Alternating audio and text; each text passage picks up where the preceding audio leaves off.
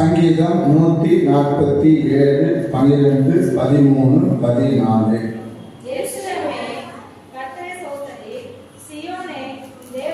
துதி பலப்படுத்தி பிள்ளைகளை ஆசீர்வதிக்கிறார். சமாதானம் உள்ளவர்களாக்கி உச்சிதமான கோதுமையினாலே உன்னை திருப்தி ஆக்குகிறார். ஹல்லேலூயா. தேவன் 4 விதமான காரியத்தை சொல்லுகிறார். ஒரு 4 விதமான ஆசீர்வாதத்தை பேசுகிறத நாம் பார்க்கிறோம். முதலாவது, அவர் உன் வாசல்களின் தாழ்பாடுகளை பலப்படுத்தி. அப்போ வாசலுடைய எல்லா ஆசீர்வாதமும் வெளியே போகாதபடி, பிசாசன் உள்ளே வந்து விடாதபடி அவைகளை என்ன செய்கிறாரு? பலப்படுத்துகிறார். இரண்டாவதாக, உன்னில் உள்ள உன் பிள்ளைகளை ஆசீர்வதிக்கிறார். மூன்றாவது, அவர் உன் எல்லைகளை சமாதானம் உள்ளவர்களாக்கி. அப்போ நம்முடைய எல்லைகளிலே சமாதானம் காணப்படுது, நம்முடைய குடும்பங்களிலே சமாதானம் காணப்படுது. நான்காவது, உச்சதமான கோதுமையினாலும் உன்னை திருப்தியாக்குகிறார். இப்போ 4 விதமான ஆசீர்வாதத்தை நீங்கள் நானும் பெற்றுக்கொள்ளணும் அப்படின்னா நாம் என்ன செய்யணும் அப்படின்னு சொன்னா, மேலே நீங்கள் வாசிக்கும் பொழுது, எருசலேமே கர்த்தரை ஸ்தோத்தரி, சீயோனே உன் தேவனை துதி. அப்போ சீயோன்ல துதி எப்பொழுதும் வந்துகிட்டே இருக்கணும் அப்படின்றார். சீயோன்னா சபையை குறிக்கிறது. இப்ப சபையில என்ன இருக்கணும்? துதி இருக்கணும். அப்ப துதிக்கிற ஜனங்கள் இருக்கணும். துதிக்கிற மக்களை நாம் மாற வேண்டும். துதிக்கிற பிள்ளைகளாக நாம் மாறுகின்ற பொழுது, அங்க எப்போது துதி இருக்கும் பொழுது தேவன் இப்படிப்பட்டதான ஆசீர்வாதத்தை கொடுத்திருக்கிறார். இப்ப எருசலேம் என்று சொல்லும் போது தேவ பிள்ளைகளை சொல்லப்பட்டிருக்கிறது. தேவ பிள்ளைகள் வாயில எப்பொழுதும் என்ன இருக்கணும்? ஸ்தோத்திரங்கள் இருக்க வேண்டும். அவங்க எப்பொழுது எல்லாவற்றைக்காகவும், அவர் செய்த எல்லா சகல நன்மைகளுக்காகவும் எல்லாவற்றுக்காகவும் நாம் என்ன செஞ்சே இருக்கணும்? ஸ்தோத்திரத்தை சொல்லிட்டே இருக்கணும். எது கிடைக்கிறதோ, எது கிடைக்கிறதோ, எது தடையா இருக்கோ, எது நமக்கு எதிராக இருக்கோ, எது நமக்கு விரோதமா இருக்கிறதோ, எது நமக்கு நன்மை, எல்லாவற்றுக்காகவும் என்ன செய்யணும்? நம்ம ஸ்தோத்திரம் நம்முடைய வாயில அதிகம் என்ன இருக்கணும்னா, நம்ம நாவில ஸ்தோத்திரம் இருக்க வேண்டும். அப்போ எருசலேமே சொல்றார், எருசலேமே கர்த்தரை ஸ்தோத்திரி, சீயோனே உன் தேவனை துதியுங்கள். அப்போ சபையில என்ன இருக்கணும்? சீயோனுங்கிற சபையில என்ன இருக்கணும்? துதி இருக்கணும். அப்போ நாம என்ன செய்யணும்? அப்பப்ப அடிக்கடிக்கு கூடி கூடி கூடி வந்து நாம யாரை என்ன செய்யணும்? துதிக்கணும். எருசலேமை துதிக்க துதிக்க துதிக்க துதிக்க என்ன காணப்படும்னா, கோட்டைகள் உடைக்கப்படும், தடைகள் உடைக்கப்படும், கட்டுகள் உடைக்கப்படும், பிரச்சனைகள் மாற்றப்படும். நீ ஸ்தோத்திரம் சொல்ல சொல்ல சொல்ல சொல்ல சொல்ல தேவன் என்ன செய்வாரு? உனக்கு சகல விதமான ஆசீர்வாதத்தை நன்மையும் கொண்டு வருவார். அது எது இருக்குதோ இல்லையோன்னு பார்க்காதீங்க. எது போனதோ போவதை பற்றி யோசிக்காதீங்க. அல்ல சொல்லுவோமா? போனதை பத்தி யோசிக்காதீங்க, இருக்கிறத பத்தி யோசிக்காதீங்க. போனதுக்காக ஸ்தோத்திரம், இருந்ததுக்காக ஸ்தோத்திரம் அப்படின்னு நம்ம வாயில எல்லாவற்றுக்காக என்ன செய்யணும்? ஸ்தோத்திரங்களை செலுத்தணும். அப்ப துதிக்கிற பிள்ளைங்க, ஸ்தோத்திரம் செலுத்துகிற பிள்ளைங்க வாழ்க்கையில தான் தேவன் அளவற்ற என்ன செய்வார்? நன்மைகளை செய்வார். அளவற்ற ஆசீர்வாதத்தை கொண்டு வருவார். அளவற்ற கிருபையை கொண்டு வருவார். அளவற்றதான தேவன் சகலவிதமான பரிபூர்ணமான ஆசீர்வாதத்தை கத்து என்ன செய்வாரு? பரிபூர்ணமாய் கொண்டு வருவார். அப்போ எருசலேமே கர்த்தரை ஸ்தோத்திரி. எப்பப்பெல்லாம் ஸ்தோத்திரிக்கணும்? நன்மை கிடைத்தாலும் கிடைக்காவிட்டாலும், துன்பம் வந்தாலும் நமக்கு இன்பம் வந்தாலும் நாம் எப்பொழுதும் நம்ம எப்படிதான் செய்யணும்? நம்ம எப்போதுதான் செய்யணும்? எப்போதுதான் செய்யணும்? ஸ்தோத்திரிக்கணும். எப்பொழுதும் நம்ம தேவன் நோக்கி என்ன செய்யணும்? ஸ்தோத்திரம் செலுத்தணும். யோபு எல்லாவற்றுக்காகவும் என்ன செஞ்சாங்க? ஸ்தோத்திரம் சொல்லணும். எல்லாவற்றுக்காகவும் என்ன செஞ்சாங்க? ஸ்தோத்திரம் சொன்னாரு. போச்சா ஸ்தோத்திரம், இருந்துச்சா ஸ்தோத்திரம், வரும் அதுக்காக ஸ்தோத்திரம், வராது போனாலும் ஸ்தோத்திரம். எவ்வளவு பேர் நம்ம சமையல் இருக்கிறோம், நீங்க ஸ்தோத்திரம் சொல்லுங்க. நீங்க கர்த்தரை துதியுங்க. துதிக்க துதிக்க ஆர்ப்பரிக்க எரிகோக்கள் உடைக்கப்படும், தடைகள் உடைக்கப்படும். இப்ப தடைகள் உடைக்கப்பட நம்ம துதிக்க ஸ்தோத்திரம் சொல்ல தேவன் என்ன செய்வாரு? நன்மைகளை கொண்டு வருவார். அதனால போயிருந்தே அதே பார்த்து நம்ம என்ன செய்ய தேவையில்லை. அது கண்டே புலம்பிக்கிட்டு கர்த்தருக்கு நாம என்ன ஸ்தோத்திரம் செலுத்தாம துதி செலுத்தாம என்று மாற்றக்கூடாது. நீங்க யோபு 1ஆவது அதிகாரத்துல நீங்க 21, 22 வாசிக்கின்ற பொழுது யோபு நீங்க அழகா சொல்லுகிறார். அதை பத்தி ஒரு காலம் அவர் சஞ்சலப்படலை, அதை குறித்து வேதனைப்படலை. அதுவும் போயிட்டே இருக்கிறதுக்காக அவர் உட்காந்து நின்னாங்க ஒப்பேரு வச்சுக்கிட்டு தேவன் அப்படிப்பட்டவர் இப்படிப்பட்டவர் அப்படின்னு அவர் என்ன செய்யல. அவரு ஒரு காலத்துல அவர் குறைச்சி பேசவும் இல்லை, அவர் நாங்கள பாவம் செய்யவில்லை. வாசிக்கலாம். நிர்பானியா என் தாய் கற்பத்திலிருந்து வந்தேன், நிர்பானியாய் அவ்விடத்திற்கு திரும்புவேன். கர்த்தர் கொடுத்தார் எடுத்தார், அவர் கர்த்தருடைய நாமத்திற்கு ஸ்தோத்திரம் என்றார். இவை எல்லாவற்றிலும் யோபு பாவம் செய்வதும் இல்லை, தேவனை பற்றி குறை சொல்லவும் இல்லை. அவன் என்ன செய்யல? பாவமும் செய்யல, தேவனை பற்றி என்ன செய்யல? குறை சொல்லவும் இல்லை. என்ன சொல்ல? குறை சொல்லவும் இல்லை, பாவம் செய்யவும் இல்லை. அப்ப நம்ம வாயினால நம்ம எதை அறிக்கைட்டு இருக்கிறோமோ, தேவனுக்கு விரோதமாய் எதை அறிக்கைட்டு இருக்கிறோமோ அது பாவம். அது தேவன் செய்கிற நன்மைகளுக்காக நாம அறிக்கையிடுவோம். ஆனா தேவன் செய்த தீமைகளுக்காக நாம் என்ன செய்வோம்? வேற விதமா அறிக்கையிடுவோம். அப்படி நாம் அறிக்கையிடவே கூடாது. கர்த்தர் செய்த எல்லாவற்றைக்காகவும் நாம் என்ன செய்யணும்? ஸ்தோத்திரம் சொல்லணும். அப்ப அவர் என்ன செய்யல? தன் நாவினால எதை குறித்தும் எல்லாவற்றிலும் யோபு என்ன செய்யவில்லை? அவன் பாவம் செய்யவும் இல்லை, தேவனை என்ன செய்யவும் இல்லையா? குறை சொல்லவும் இல்லை, தூசிக்கல. அப்படி நாமத்தை அவர் என்ன செய்யல? தூசிக்கல, அவர் நிந்திக்கல. அப்போ அவர் செஞ்சதுக்காக என்ன செய்யல? ரொம்ப அதிகமா நன்றி சொல்றார், ஸ்தோத்திரம் சொல்றார். போச்சா பரவாயில்ல, போ இது எடுத்தவர், இது செய்தவர், இதெல்லாம் கொடுத்தவர் எல்லாம் மீண்டும் தானே அவர் வல்லவரா இருக்கிறார். அவர் வல்லவரா இருக்கிறார், எடுத்தவர் அவர் தான். அப்ப தேவன் எதை நம்மிடத்திலிருந்து எதிர்பார்க்கிறார்? அந்த நேரத்துல நாம என்ன அறிக்கை எழுதுவோம் தான் பார்க்கிறார். நம்ம இறுதி எப்படி இருக்குன்னு தான் பார்க்கிறார். ஏன்னா மனுஷன் எதை பார்க்கிறான்? மனுஷன் எதை பார்க்கிறான்? முகத்தை பார்க்கிறான். மனுஷன் எதை பார்க்கிறான்? முகத்தை பார்க்கிறான். தேவன் எதை பார்க்கிறாரு? நம்ம இறுதியம் கணக்கி இருக்கா? நம்ம இறுதியத்திலிருந்து அவர் தூசிக்கிறோமா? நம்ம இறுதியத்தில் அவர் நிந்திக்கிறோமா? நம்ம இறுதியத்திலிருந்து பாவம் செய்கிறோமா அப்படின்னு நம்மள அவர் சோதிச்சு பார்ப்பார். அப்ப தீமையானது வருகின்ற பொழுது நாம் அவரை குறித்து நம்ம என்ன செய்யக்கூடாது? ஒரு குறையும் சொல்லக்கூடாது. அப்பா எல்லா நேரத்துக்குமே நமக்கு ஆசீர்வாதமாகவே இருப்போம் அப்படின்னு நம்ம எண்ண முடியாது. அல்லேலூயா. எல்லா நேரத்திலும் நம்ம ஆசீர்வாதமா இருக்க முடியாது. ஏன்னா அதுதான் தெய்வம். தெய்வம் எப்பொழுதுமே என்ன செய்வாங்க? நம்ம என்ன செய்வோம்? நிறைய கொடுப்பாரு. அதே சமயத்துல சில நேரத்துல அந்த ஆசீர்வாதம் குறைகின்ற பொழுது, ஏன் அந்த ஆசீர்வாதம் குறைகிறது? அது ஏன் நம்ம விட்டு விடுபட்டு போயிருக்கு? அது நம்ம விட்டு விலகி போயிருக்கு? நம்ம என்ன செய்யணும்? அப்பதான் அப்பா கிட்ட போய் ஸ்தோத்திரத்தை சொல்லணும். அப்பதான் கர்த்தரை துதிக்க ஆரம்பிக்கணும்.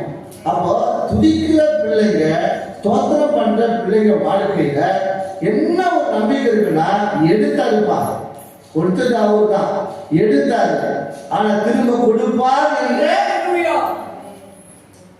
நமக்கு என்ன இருக்கணும்?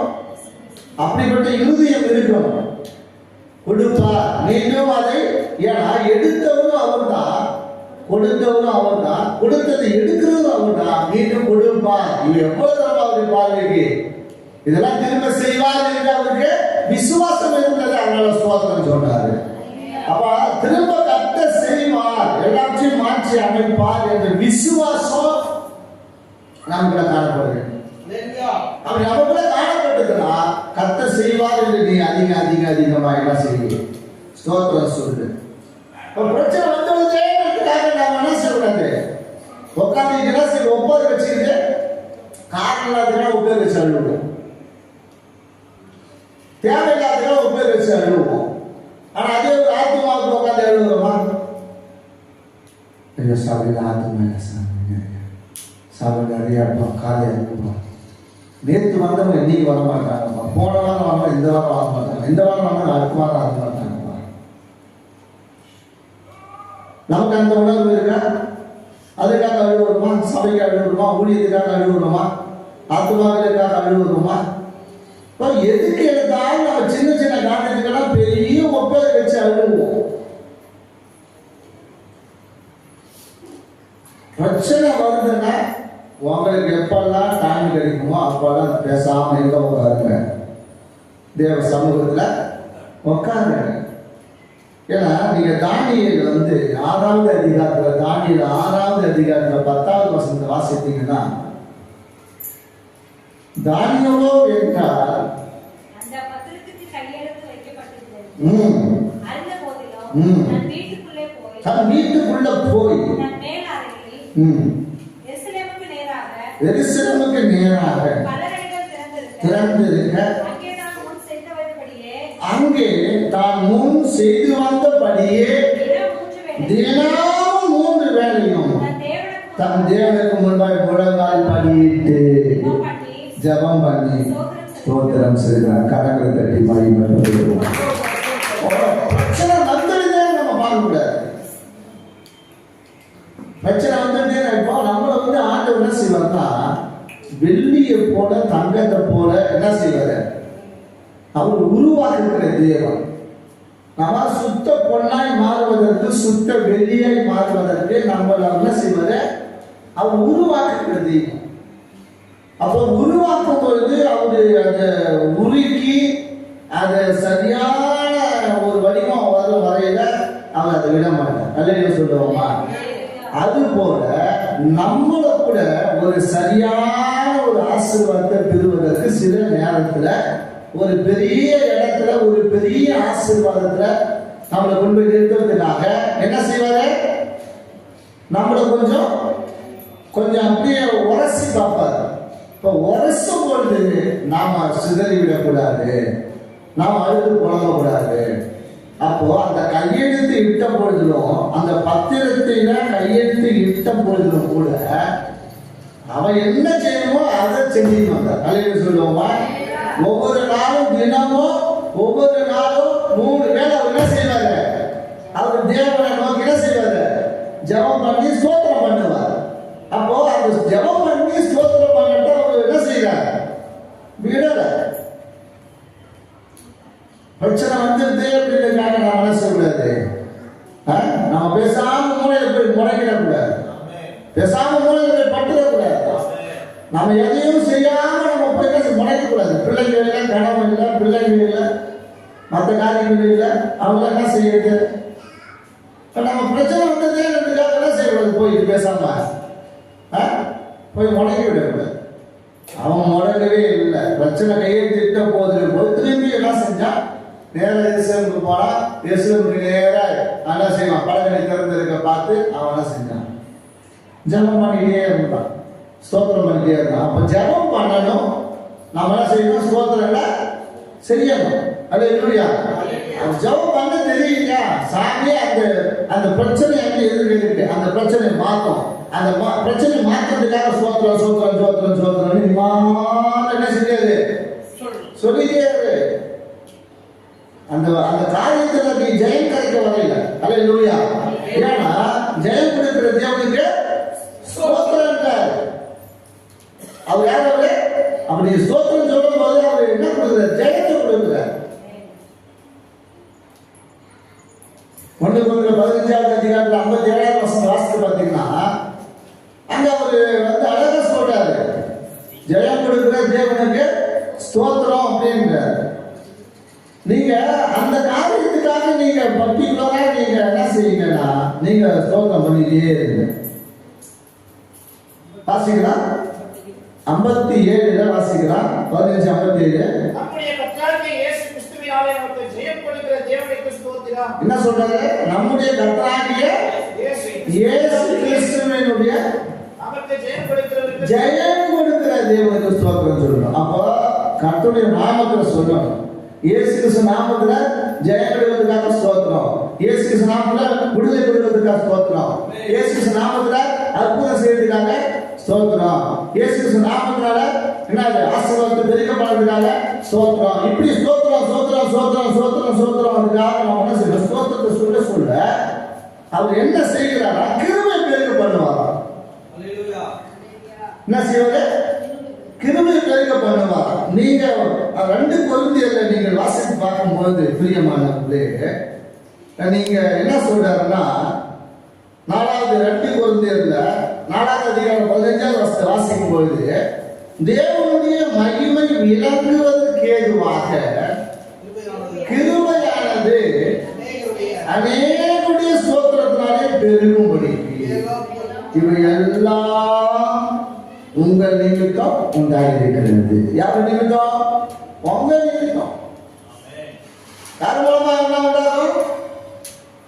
தேவனுடைய மகிமை விளங்குவதற்கு கிருபையானது அநேக ஸ்தோத்திரத்தினால பெருகும் அப்படின்னு.